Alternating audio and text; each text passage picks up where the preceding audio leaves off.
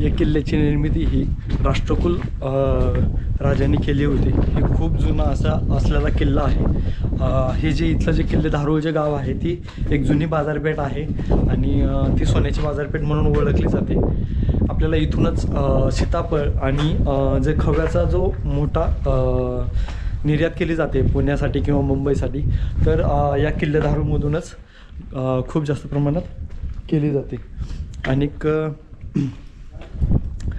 ही पहिल्यापासूनच राष्ट्रकुल राजापासूनच ही मोठी बाजारपेठ म्हणून ओळखली जाते आणि याची तिथून पुढेच याची प्रगती होत गेली आणि एक अजूनही आत्तासुद्धा ही एक मोठी बाजारपेठ म्हणून प्रसिद्ध आहे आपल्याला इथे।